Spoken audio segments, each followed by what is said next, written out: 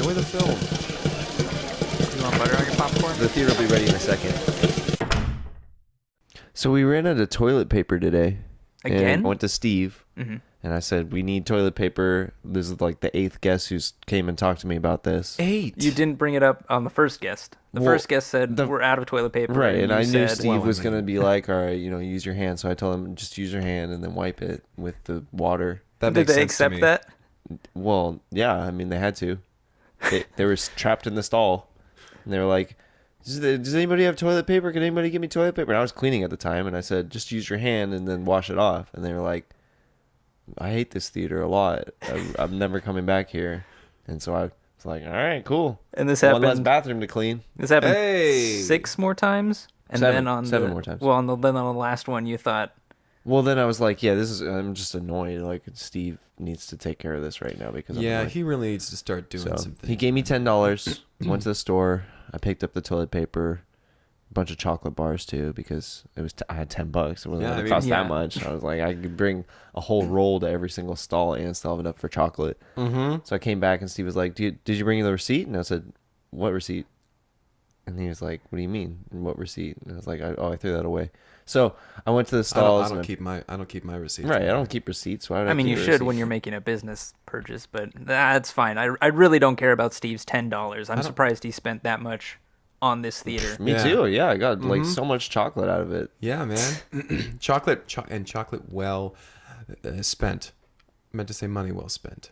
But the chocolate was probably spent well. How'd you spend the chocolate?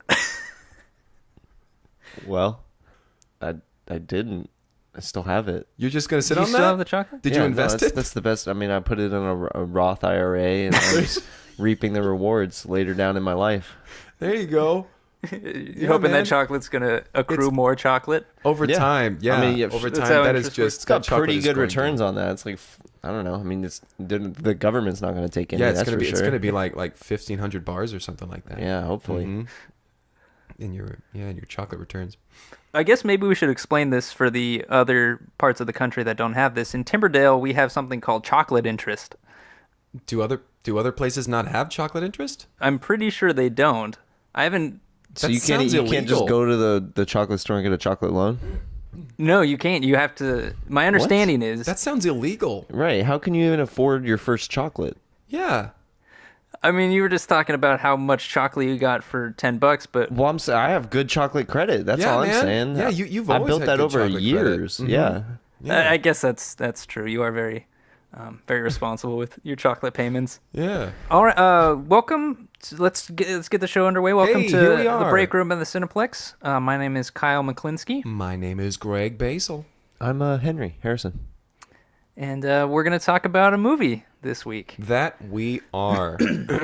Yeah, we watched an interesting film, a bit more on the somber side. This one called Through Rose-Tinted Glasses. Through Rose-Tinted Glasses. This film is about an optometrist, which immediately is a little confusing for all of us because Timberdale doesn't have one. Yeah, we don't have any optometrists. Right. But Word's not even in the dictionary. did you take that one out? I swear that was in It an doesn't an older- exist. It's not a thing. Not at all. Well, No, it's a made-up word. So, well, I mean, aren't all words made up? But these aren't ordained by God. I mean, I'm going to say that I probably learned the term optometrist from this film because I watched it when I was pretty young. Yeah, I remember it from a pretty young age as well. It's a very wonderful film. I wasn't allowed to watch this movie when I was young. Really? So was Yeah, this the my first dad- time you've My seen? dad said it was a sin. Oh, Is because he it's like Al Pacino. specifically anti-optometrist? Al Pacino? Is he anti-Al Pacino? I don't think so. It's a proper noun.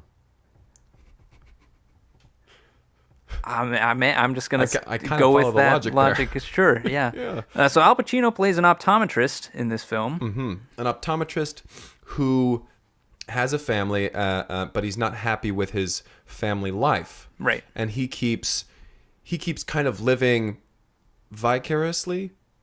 Yep. Is That's that the okay? term. Good, yeah. good, good. I almost said vicuriously. I guess depending on where you go with the rest of the sentence, either Yes, one of those could he- be correct. There you go.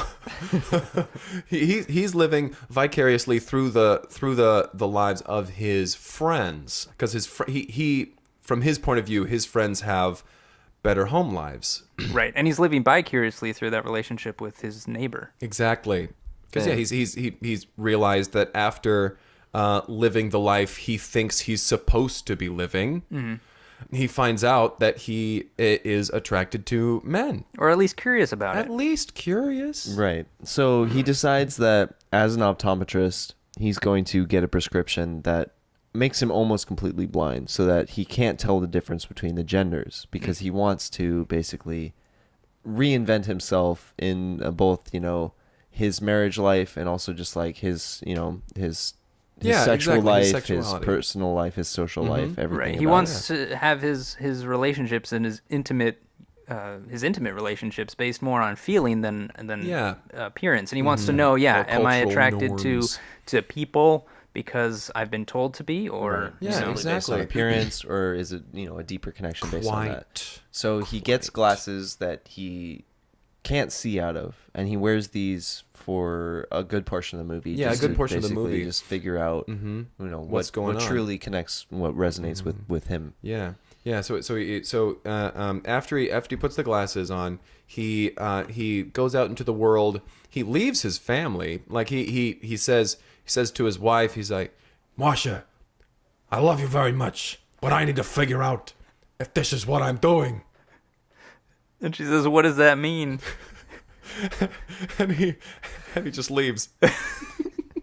No real explanation. No. Just a little bit of nonsense. Just a little bit of nonsense. And out the door. Mm-hmm. So he goes out, which really answers the question, because her asking what does that mean, he just leaves. Like, he's figuring out what he's doing at that very moment. He's got to figure out what he's doing. In a way, he's answering for himself. Yeah, exactly. What does that mean? He's not living by the norms that culture has thrown upon him, be it sexually or verbally. He's just going with what he feels. So he goes off. He goes after he leaves his house. He goes over to his neighbor's place, and he says, Billy, I need to go out into the world. I need to see what I'm doing. Billy says, Hey, Jim, what does that mean? No, you don't understand. I gotta go. And then he does. He leaves. And you Billy think he's going to go over there and confess his love or at something. least be like, hey, should we see what's going on? You want to try this out? And instead he just rambles a bit and again just leaves. Yeah.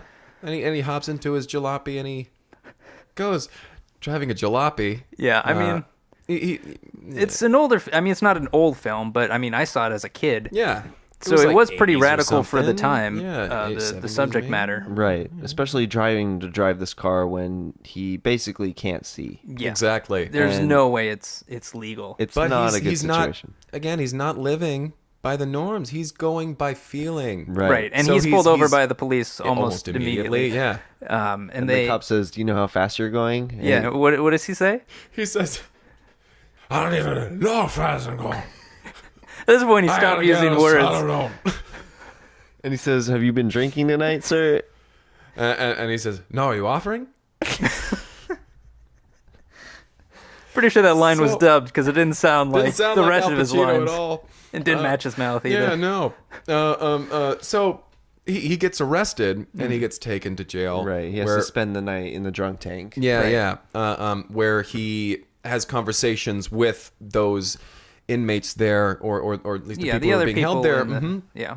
And he just starts learning about this world that he never knew because he was following, the quote unquote straight and narrow.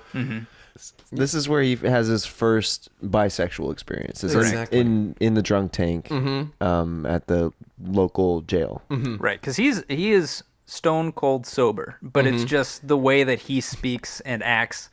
I mean, the officer was certain that he was intoxicated. Right. So he's completely sober, but he's in a room with a bunch of people who are sobering up, but are still pretty open to trying. Suggestions. Yeah.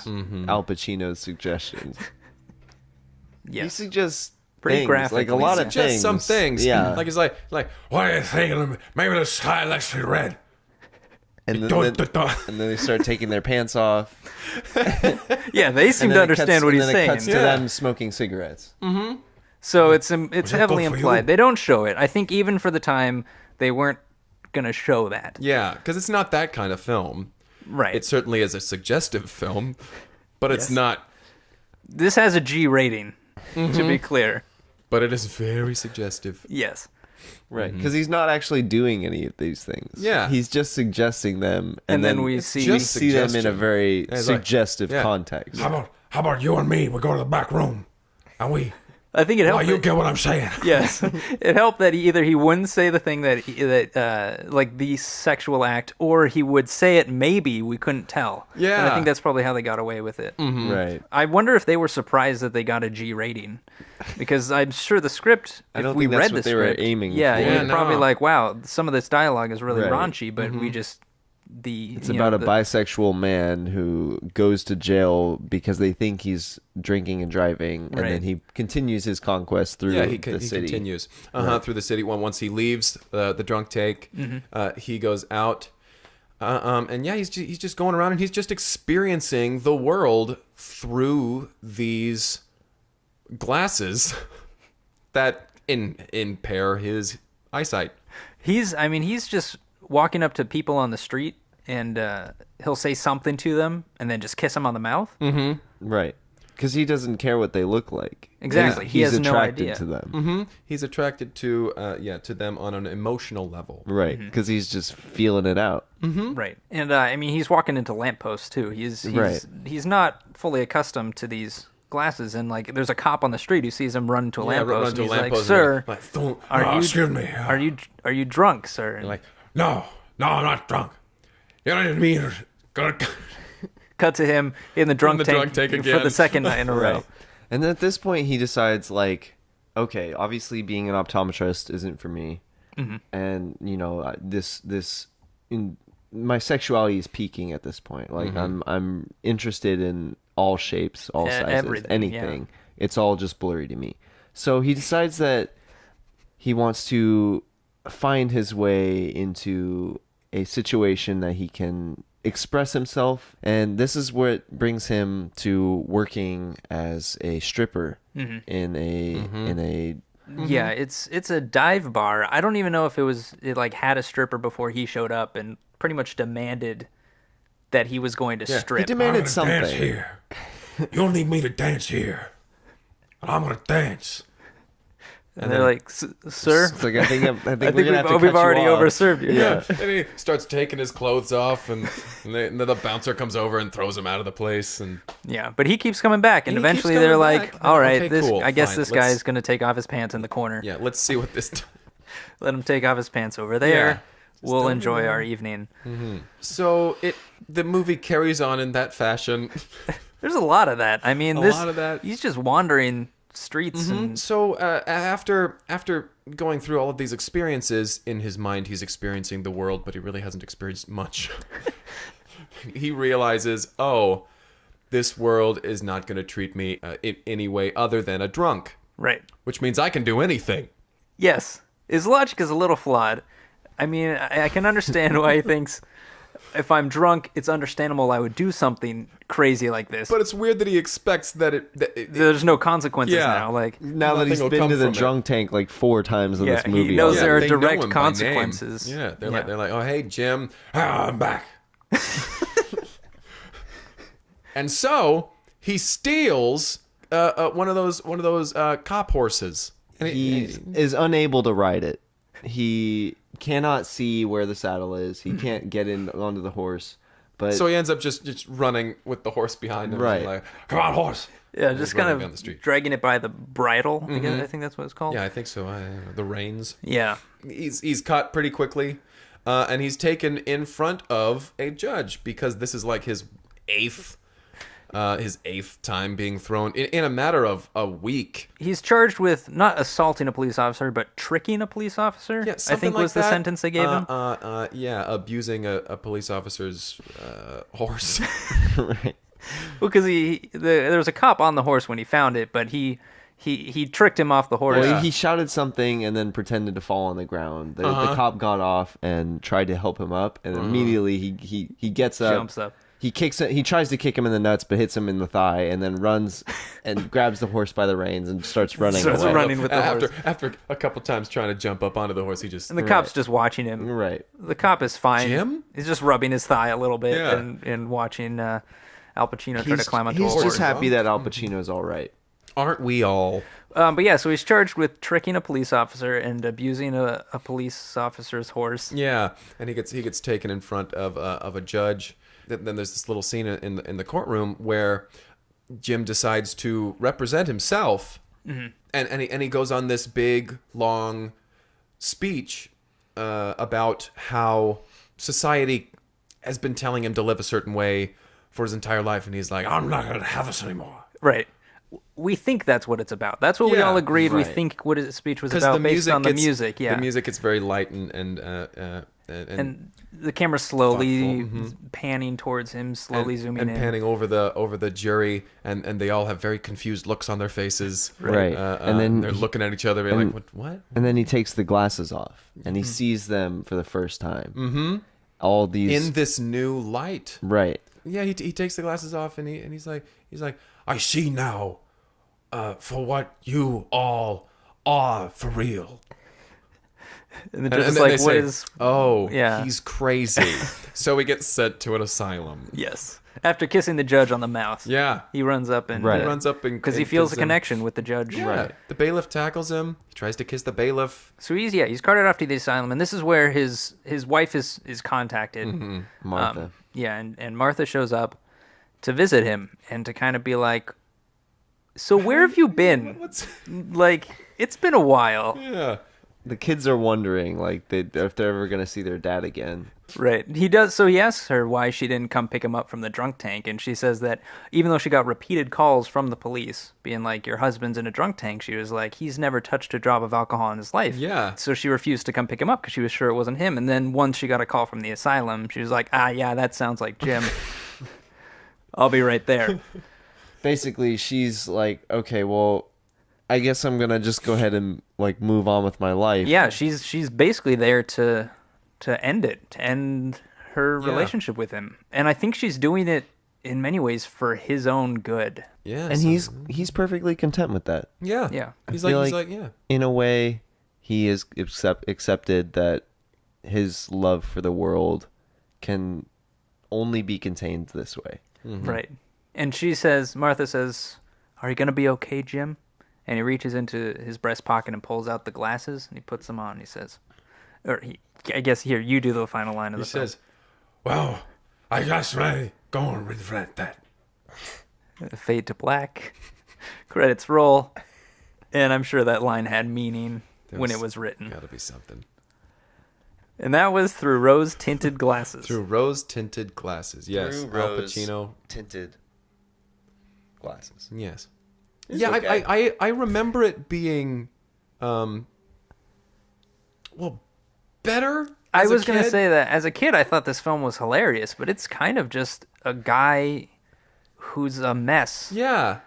Not so many of his antics were. I remember seeing him pull the horse by the reins and thinking, like, this is the pinnacle of comedy. Yeah. You know, with me as a 4-year-old. Yeah, and him stumbling around. He's pulling the horsey. He talks and his words all jumble together. Hilarious. But then, as an adult watching it, you're like, oh, this guy has some problems. He might be drunk. Should we get into favorite parts? What was your favorite part? My favorite part had to be when he was when Jim was on the street and he was having, like, he was going on this little rant about it doesn't matter if you're male or female, everything, like, whatever, it's just you got to feel it and everything. Mm-hmm. And he's talking to somebody, and then the camera kind of pans out and it's the dog he's talking to, and the dog leaves and he continues his rant. Yeah. You think, oh, he's talking to this dog. Then the dog leaves, and you're like, oh, he's just talking aloud. Like, this isn't directed at anyone or anything. Yeah, right. I really like the part where he was in the cafe and he was like having breakfast alone for the first time in like years. Mm-hmm. Right, because he's always eating with his wife and kids. Right, and he's like, I'll take the fruit cup, and then they're like, okay, and he starts eating the fruit, and he's like, I've never had cantaloupe before, and they're like, those are grapes, and he's like, This is Well, this is the best melons I've ever had. And they're like, sir, you can't be in here. You're clearly intoxicated. You're disrupting the rest of the patrons. The other customers are uncomfortable with you being here. In his defense, grapes do look like little cantaloupes. Well, I mean, not at all, but okay. Do you know what a cantaloupe that's what I call them now. I just call them little cantaloupes. Little cantaloupes. Isn't that funny? You call grapes little cantaloupes? Yeah. Are there other foods that you call other They things? got baby carrots, right? Explain. What? They've got baby carrots. Those little carrot-looking things. Yeah. They call them baby carrots. Yeah, but it is a carrot. You say carrot-looking things? Yeah. What did you think baby carrots were? Oh my God. That makes so much sense now. I remember thinking, wow, like I had that bag of baby carrots just the other day. Yeah, and you kept holding them up to people and being like, look at this. This baby carrot looks like a little carrot. I did not put that together. You didn't realize that it was, in fact, a carrot. Wow. And they taste just like them. Wow. They're even orange. Yes, they're carrots. Wow. This world is fascinating. I don't know how you didn't learn that years ago. Man. Wait a second. What? What about cherry tomatoes? Are they really cherries? Are those cherries? No, they're tomatoes. They're small. My goodness. I guess they could have been called baby tomatoes, but they... Yeah, that would have kept up with the theme of it. This was fun. So, through rose-tinted glasses. Rose-tinted Wanna glasses. give it a rating? Yeah, let's go into ratings. When I was a kid, I would have probably given this like a 9 or an 8 because it really entertained me. As an adult, I'd got to give it like a 4. I'll give it a 4 as well, actually, I think. Just because it's pretty repetitive. Yeah. It's just a lot of Al Pacino wandering the streets of a city and ending up in a drunk tank. Yeah. I'm going to give this an 8 out of 10. What a surprise. We can sign it off now. You don't want to say anything else about your 8 out of 10 rating? your 8 out of 10? I mean, I don't fault you for giving it an 8 out of 10. You can give the movie an 8 out of 10. I would just like for you to have a reason to give it that Good, score. solid reason. I'll give it a good, solid score. It's an 8 out of 10. Okay, there it's it an is. 8 out of 10. Sure. Nice. All right, well, if you want to send us a movie title, then you want us to review a movie, just send us the name of the film. We'll track it down. We'll find a copy of it somewhere. You can send it in an email to cineplexpodcast@gmail.com, or you can tweet us at cineplexpodcast on Twitter. Make sure to tag Shrimp Klimpsky. Shrimp Klimpsky. Hey, Shrimp, is broccoli just little trees? No, broccoli is it's a completely separate thing. Huh. I'm sorry that this baby carrot thing has just completely messed with your I concept don't of know what's going on. foods and What their are sizes. pumpkins? What are pumpkins? What are they? Do you want an explanation from the ground up? Sure. Okay. Well, I'm going to finish the podcast and then I'll Sounds good. explain pumpkins to you. I was excited for a second. All right. Thanks so much for listening. And we'll see you next time. Catch you later. See you guys on the flippity flip. All right. Bye. Bye. All what?